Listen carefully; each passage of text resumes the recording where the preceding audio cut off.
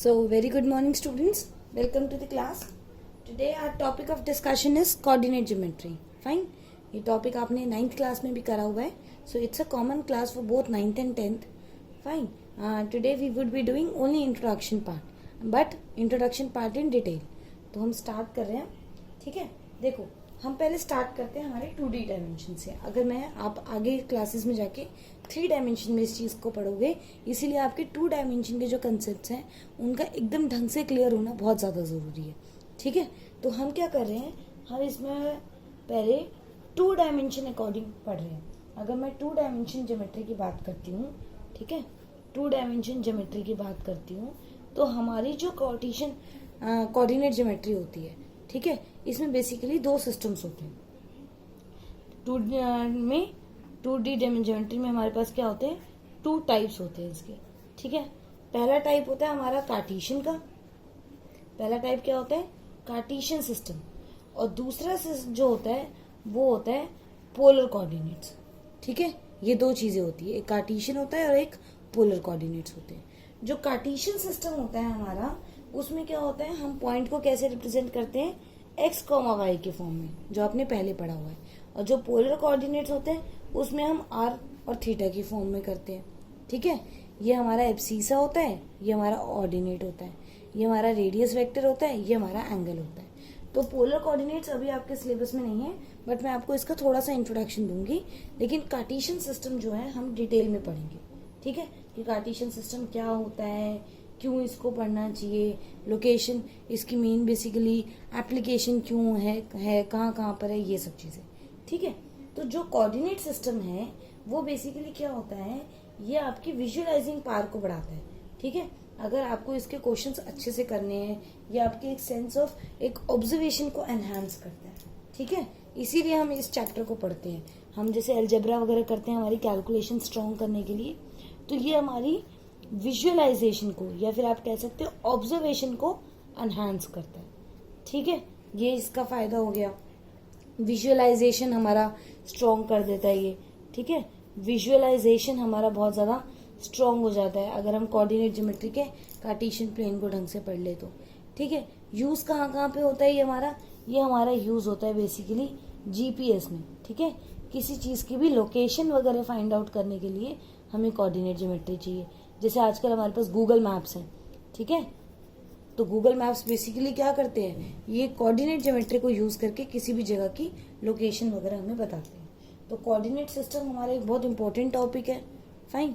ये आपने देख लिया इंपॉर्टेंट क्यों है. गूगल मैप कितना बड़ा एक तरीके से हेल्पफुल चीज है हमारे पास. ठीक है. और वो सारी किस पे चल रही है, बैक एंड पे, कोऑर्डिनेट ज्योमेट्री के लिए. तो ये बहुत यूजफुल टूल है ऑफ द मैथमेटिक्स.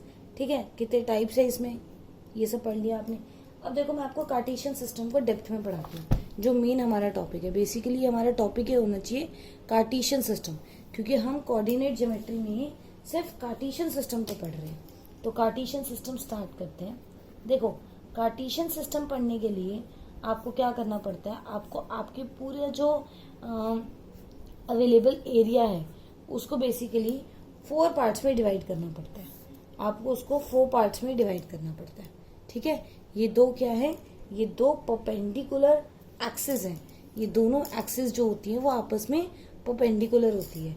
इसकी वजह से हम इसको रेक्टेंगुलर सिस्टम भी कहते हैं, ऑल्सो कॉल्ड रेक्टेंगुलर सिस्टम, क्योंकि ये जो दोनों की दोनों होती हैं ये आपस में परपेंडिकुलर होती हैं, तो हम इनको रेक्टेंगुलर सिस्टम भी कहते हैं. ठीक है. हम इनका नाम कैसे देते हैं, जहाँ पे ये मीट करती है हम इसको बोलते हैं ओ, जिसको हम क्या कहते हैं, ओरिजिन. तो ओ जो होता है वो हमारा क्या होता है, ओरिजिन. ठीक है. जो इसकी लेफ्ट, ये राइट साइड होती है, वो हमारी होती है पॉजिटिव एक्स एक्सिस. ठीक है. जो इसकी लेफ्ट साइड होती है वो होती है हमारी नेगेटिव एक्स एक्सिस. ठीक है. Let me adjust this little bit. ये हो गया. जो इसका अप होता है वो होता है वाई एक्सिस, जिसका डाउन होता है वो होता है Y dash, that is negative Y axis. ठीक है. जैसे अगर मैं आपको बताऊं कि हम 0 से नंबरिंग कैसे स्टार्ट करते हैं, ये 1 2 3 4, इधर करेंगे तो -1 -2 -3. ये आप अपने ग्रीन वाले ग्राफ पे करके देखेंगे तो ये सारे इक्वल स्पेसिंग पे होते हैं. ठीक है. अभी मेरे पास ग्राफ नहीं है इसलिए मैं आपको सिंपल बता रही हूँ. ठीक है, और उसमें लाइंस इतनी छोटी छोटी होती है आपको समझ में भी नहीं आएगा, तो वो आप करके देख लो कि ज़्यादा मुश्किल बात नहीं है। जो हमारी जो डार्क लाइन होती है उसको हम एक नंबर दे देते हैं, उसके बीच में 10 लाइन की स्पेसिंग होती है, तो वो बेसिकली पॉइंट्स मार्क करने के लिए होते हैं। That if you I want to mark 1.4 then I take 4 lines ahead of where I have marked 1। ठीक है, तो ये इस हिसाब से हो गया। तो क्योंकि ओरिजिन क्या चीज़ है, ओरिजिन वो है जहाँ से हमारी सारी चीज़ें जो है स्टार्ट होती है, तो इसके जो कोऑर्डिनेट्स चलते हैं वो 0,0 चलते हैं। ठीक है, तो ओरिजिन का याद रखना, ये क्या होता है 0,0 पे चलता है। ठीक है, अब इसमें अगर कोई भी एक्स एक्सिस का जो भी पॉइंट होगा, ठीक है, पॉइंट ऑन एक्स एक्सिस, अगर एक्स एक्सिस में कोई पॉइंट होगा तो वो किस फॉर्म में होगा, सोच के बताओ। कि एक्स एक्सिस में देखो हमारा कोई भी जो पॉइंट होता है, ठीक है, जो इसका पॉइंट होता है वो एक्स कॉमा वाई की फॉर्म में होता है। मैंने अभी आपको पीछे बताया था कि इसमें एक्स कॉमा वाई की फॉर्म में पॉइंट्स लिखे होते हैं। अब अगर कोई चीज एक्स एक्सिस के ऊपर लाई कर रही है, देखो ये वाली लाइन है एक्स एक्सिस, अभी अभी आपने बोला है इस पॉइंट पे एक्स भी 0 है वाई भी 0 है। अब जब मैं लेफ्ट में या राइट में गई तो क्या हुआ, वाई तो 0 ही है, सिर्फ एक्स की वैल्यू तो ज्यादा या कम होगी, तो इसी वजह से ये पॉइंट क्या बन जाएगा, x,0 बन जाएगा। ठीक है, और y एक्सिस पे मैं अगर इस पॉइंट से ऊपर या नीचे जाऊं तो क्या होगा, x तो 0 रहेगा, y जो है उसकी वैल्यू चेंज होगी, तो ये 0,y हो जाएगा। प्लस वाई माइनस वाई वो वैल्यू पे डिपेंड करता है। तो इससे मुझे क्या पता चल गया कि मेरी जो x एक्सिस है उसकी इक्वेशन क्या बन गई, x एक्सिस की इक्वेशन हो गई मेरी y is equal to 0। y हमेशा 0 रहता है एक्स एक्सिस पे, तो हमारी जो y एक्सिस की इक्वेशन है वो क्या हो गई, x इज इक्वल टू 0। ठीक है, तो हमने कितना पढ़ लिया, हमने ओरिजिन बता दिया कि वो स्टार्ट कहाँ से होता है, हमने उसकी x और y एक्सिस बता दी, उसके पॉइंट्स बता दिए और उनकी इक्वेशन बता दी। अब देखो जब ये इस दो लाइन ने एक तरीके से पूरे पेपर को कितने पार्ट्स में डिवाइड कर दिया, इसको 4 पार्ट्स में डिवाइड कर दिया इसने। ठीक है, मैं आपको ढंग से एक्सप्लेन करती हूँ। ये इन्होंने क्या करा है, इसको 4 पार्ट्स में डिवाइड कर दिया। This is your 1, this is your 2, this is your 3 and this is your 4th। ठीक है, ये जो 4 पार्ट्स हैं they are known as quadrants. ठीक है, तो ये क्या है, ये 4 क्वाड्रेंट्स हैं जिसको हमने एंटी क्लॉकवाइज डायरेक्शन में नेमिंग करी है। 1 2 3 4 ये ऐसे ही रहते हैं। 2 कोई भी बुक में देख लेना, इसी को कहेंगे। ठीक है, ये आगे जाके आपके जो आप 11th में ट्रिगो करोगे, 9th वाली 10th वाली ट्रिगो में तो हो जाएगा, 11th के ट्रिगो में भी बहुत ज़्यादा हेल्प करेगा, तो इसको बहुत ढंग से समझना। ठीक है, ये बहुत बेसिक चीज़ है आपकी और हर जगह यूज़ होगी। तो ये आपका 4 क्वाड्रेंट्स हो गया, डिवाइड हो गया। अब 4 क्वाड्रेंट्स में जो पॉइंट्स होते हैं वो किस फॉर्म में होते हैं, जो हमारे x, y होते हैं वो किस फॉर्म में होंगे। जैसे अगर मान लो फर्स्ट है तो फर्स्ट का क्या हो जाएगा, देखो फर्स्ट में x भी पॉजिटिव y भी पॉजिटिव, तो ये आएगा x, y। ठीक है, जो सेकंड वाला है उसमें कैसे हो जाएगा, सेकंड में y तो पॉजिटिव है लेकिन x ये वाला आ गया, तो ये हो जाएगा माइनस का x, y। जो थर्ड होगा वो कैसे हो जाएगा, x भी माइनस का y भी माइनस का, तो माइनस का x माइनस का y। ठीक है, विजिबल है, इधर लिख देती हूँ, किधर लिख दूँ, इधर लिख दूँ, विजिबल है, एडजस्ट कर देती हूँ थोड़ा सा। तो ये हो जाएगा 4th क्वाड्रेंट। ठीक है, थोड़ी सी सिमेट्री बनी जाती है। 4th क्वाड्रेंट, तो 4th क्वाड्रेंट क्या हो जाएगा, 4th ये x वापस प्लस का आ गया ये। ठीक है, अब चाहो तो आप ऐसे भी कर सकते हो, जो आपका राइट और अप है वो पॉजिटिव है, लेफ्ट और डाउन जो है वो नेगेटिव है, तो आप देख लो आपका कौन सा x और कौन सा y आ रहा है, तो ये आपके 4 पॉइंट्स हो जाएंगे। तो इससे आप एक चीज और क्या सोच सकते हो कि बेसिकली हमारे पास पूरे कार्टेशियन प्लेन के ऊपर कितनी लोकेशंस होती हैं। एक हो गया ओरिजिन, 2 हो गई एक्सिस और 4 हो गए पॉइंट, तो टोटली कितनी होगी 7 लोकेशंस। तो ऐसे ही पता चल गई हमें। ठीक है, 7 चीज वो ऐसे पूछ सकते हैं, to which quadrant does it belong, to which axis does it belong और whether it lies on origin और नॉट। ठीक है, तो ये स्टैंडर्ड है, ध्यान से पढ़ लो, पहले इन सब चीज़ों को ध्यान दे लो। अब मैं इसके बाद आपको एक चीज़ और बता रही हूँ। ठीक है, थोड़ा पेन चेंज करते हैं मैं बार बार पेन चेंज करके इसलिए बता रही हूँ ताकि आपको समझ में आए कि क्या हो रहा है आपके साथ। ठीक है, ये हो गया। अब देखो कोई पॉइंट कैसे मार्क करते हैं। पॉइंट, लेट से मैंने यहाँ पर एक एम पॉइंट मार्क करा, ठीक है, इसकी लोकेशन मैंने अभी दी 3,2, ये एक पॉइंट मार्क करा। अब वो आपसे पूछ सकता है कि आप मुझे बताओ इसका एक्स एक्सिस से और वाई एक्सिस से कितना डिस्टेंस है। ठीक है, तो मैं क्या करूँगी, यहाँ से एक्स एक्सिस के ऊपर एक परपेंडिकुलर ड्रॉ कर दूंगी। ठीक है, लेट से इसको मैंने नाम दे दिया पी का, और मैंने ऐसे ही क्या करा, वाई एक्सिस के ऊपर भी एक परपेंडिकुलर ड्रॉ कर दिया जिसको मैंने नाम दे दिया क्यू का। ठीक है, तो अब वो देखो तुम्हें कितने क्वेश्चंस पूछ सकता है। एक तो तुमसे पी और क्यू के कोऑर्डिनेट्स पूछ सकता है।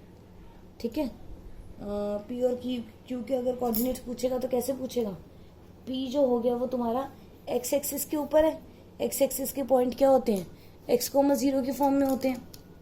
ठीक है, एक्स, इधर देखो एक्स एक्सिस के पॉइंट कैसे होते हैं, x,0, तो ये x का कौन सी वैल्यू है 3, तो ये हो गया 3,0। ऐसे क्यू का पूछेगा तो क्यू का है y एक्सिस के ऊपर, और y एक्सिस कैसे होता है 0,y, तो ये हो जाएगा 0,2। एक तो वो ये चीज पूछ सकता है। दूसरा वो ये पूछ सकता है कि m का x एक्सिस से कितना डिस्टेंस है। तो ध्यान से देखो, ये x एक्सिस से कई बच्चे क्या करते हैं 3 लिख देते हैं, नहीं, ये वाला डिस्टेंस जो pm है वो बेसिकली क्या है, जो pm है वो 3 थोड़ा है, वो तो कितना है, इसको मैप करके देखो तो ये क्या है, ये 2 यूनिट्स है। ठीक है, मैं आपको इसीलिए एक पेज पे बता रही हूँ ताकि आपको सारी चीजें इस डायग्राम के हिसाब से ही समझ में आए। ठीक है, मैं ज्यादातर जो इंट्रोडक्टरी पार्ट होता है वो एक पेज पे इसीलिए समराइज करने की कोशिश करती हूँ, so that you can take the screenshot और the print out of this very thing and you can stick it somewhere like on your study table और समथिंग। ठीक है, उससे क्या होगा, बार बार पढ़ोगे तो आपको वो याद हो जाएगा। फाइन, इसीलिए थोड़ा सा वो मेसी सा हो जाता है, but try to understand my point. I want कि आपके पास एक नोट्स तैयार हो जाए which you can take the print out and could hang somewhere. ठीक है, you can make the win jam of this very thing और all your specific formulas of maths. तो जब आप उसको देखोगे, रीड करोगे तो वो आपको याद हो जाएगा। ठीक है, तो आई होप कि ये बहुत अच्छी चीज़ है, सब बच्चे ट्राई करेंगे। एक विन चैप टाइप बना लो, इनके प्रिंट आउट्स निकाल कर, और उसको अपना कहीं पे भी हैंग कर लो, तो फिर बार बार उसको देखते रहोगे तो वो आपको फॉर्मूलाज याद हो जाएंगे। ठीक है, तो अब अगर मैं इसको MQ को काउंट करूं तो क्या होगा, MQ कितना है, इतना, तो ये कितना डिस्टेंस है, ये कितना है, ये 3 यूनिट्स है। तो अगर मैं MQ की बात करूं तो ये कितना हो गया, 3 यूनिट्स हो गए। एक मैप की तरह है, देखो एक मैप की तरह है ये, तो इसको ध्यान से पढ़ो।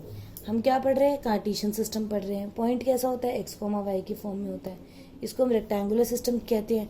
रेक्टेंगुलर सिस्टम क्यों कहते हैं, because of the perpendicular axis.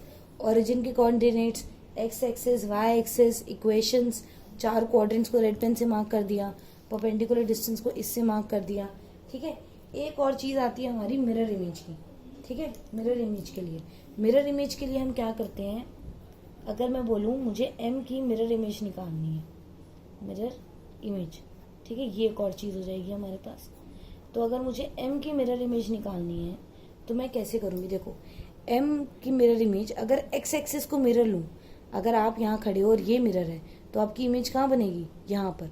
तो उस केस में क्या होगा, अगर आप एक्स वाई की मिरर इमेज लेते हो x एक्सिस को कंसिडर करके, तो आपके x के कोऑर्डिनेट चेंज होंगे। ठीक है, सॉरी x तो सेम रहेगा, इधर अगर आप सामने आ जाओगे तो x आपका सेम रहेगा, y का जो साइन है पहले अप था, अब डाउन हो जाएगा, तो y का साइन चेंज हो जाएगा। जब आप x एक्सिस को मिरर लोगे तो y का साइन चेंज हो जाएगा, जब आप y एक्सिस को मिरर लोगे तो आपका x का साइन चेंज हो जाएगा, y कांस्टेंट रहेगा। ठीक है, जब परपेंडिकुलर डिस्टेंस लेते हो तो परपेंडिकुलर डिस्टेंस लोगे x एक्सिस से तो y वाला आंसर आएगा, y एक्सिस से तो x वाला आंसर आएगा। ठीक है, ये चीजें मैं आपको रटवा नहीं दी, ये मैं सिर्फ आपको इसलिए बता रही हूँ ताकि कई बार क्या होता है, आप जल्दीबाजी में हो या आपको चेक करना है तो ये आप चेक कर सकते हो, स्टैंडर्ड रिजल्ट्स आप इसको याद रख सकते हो। ठीक है, एक और चीज होती है, कई बार ये भी पूछ लेते हैं कि O और M के बीच में कितना डिस्टेंस है। तो O और M के बीच में कितना डिस्टेंस है, ये वाला y है, ये वाला x है और ये 90 डिग्री है। तो ओ और एम का जो डिस्टेंस होता है वो हो जाएगा √(x²+ y²). ठीक है, इस हिसाब से हो जाएगा। तो ये सारी चीजें आपकी आई होप क्लियर हो गई। पॉइंट कैसे लेना है, X axis, Y axis, equation, fine, इसको कवर अप कर लेना। Take the screenshot of this very thing, take the print out, paste it somewhere or hang it somewhere, and I want you people to revise it again and again. And I'll see you in the next part for the first exercise of our NCERT. Fine? Till then, bye bye, take care, see ya.